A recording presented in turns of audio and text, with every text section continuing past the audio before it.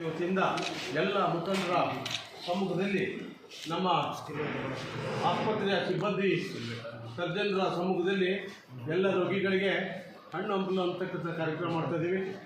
ನೀವೆಲ್ಲ KH ಪುಣೆಪ್ಪನವರ ಆರೋಗ್ಯ, ಅವರ ಬದುಕು, ರಾಜಕೀಯ ಬದುಕು ಸುಸೂತ್ರವಾಗಿದ್ದು ಅತ್ಯಂತ ಎತ್ತರದ ಮಟ್ಟಕ್ಕೆ ಸಾಗಲಿ ಅಂತ ಆರೈಸಬೇಕು ಅಂತ ನಿಮ್ಮನ್ನೆಲ್ಲರೂ ಕೂಡ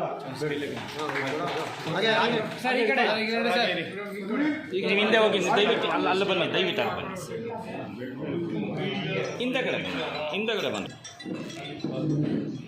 ಓಕೆ ಸರ್,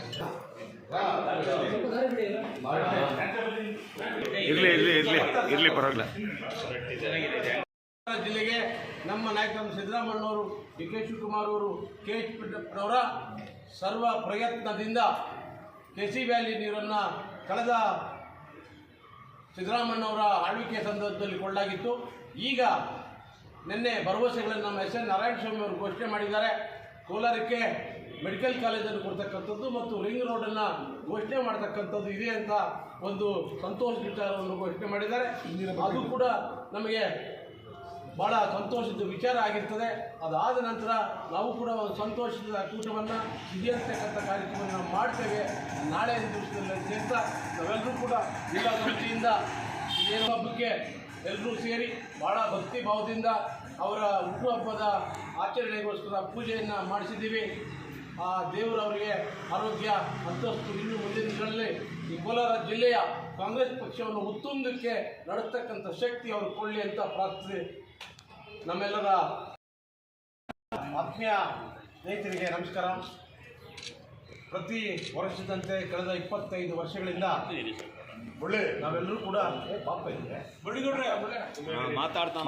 ನಾಯಕರಾದಂಥ KH ಪುಣೆಪ್ಪನವರ ಹುಟ್ಟುಹಬ್ಬವನ್ನು ಸರಳವಾಗಿ, ಅರ್ಥಪೂರ್ಣವಾಗಿ ನೆರವೇರಿಸಿಕೊಂಡು ಬರ್ತಾ ಇರ್ತಕ್ಕಂಥ ನಾವೆಲ್ಲರೂ ಕೂಡ ಇವತ್ತು ಅವರ ಹುಟ್ಟುಹಬ್ಬಕ್ಕೆ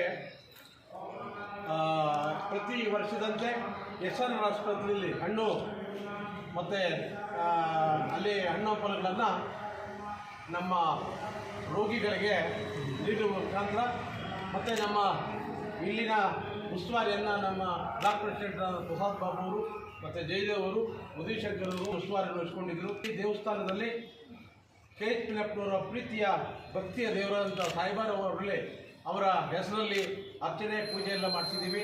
ಅವರಿಗೆ ಆರೋಗ್ಯ, ಮುಂದಿನ ದಿನಗಳಲ್ಲಿ ಇನ್ನೂ ಉನ್ನತ ಮಟ್ಟದ ರಾಜಕೀಯ ಸವಲತ್ತುಗಳು ಮತ್ತು ರಾಜಕೀಯ ಉಸ್ತುವಾರಿಗಳು ಸಿಗಲಿ ಅಂತಕ್ಕಂಥ ರೀತಿಯಲ್ಲಿ ಕೋಲಾರ ಜಿಲ್ಲಾ ಕಾಂಗ್ರೆಸ್ ಸಮಿತಿ ವತಿಯಿಂದ ನಾವೆಲ್ಲರೂ ಒಟ್ಟುಗೂಡಿ ದೇವರಲ್ಲಿ ಪ್ರಾರ್ಥನೆ ಮಾಡಿದ್ದೇವೆ.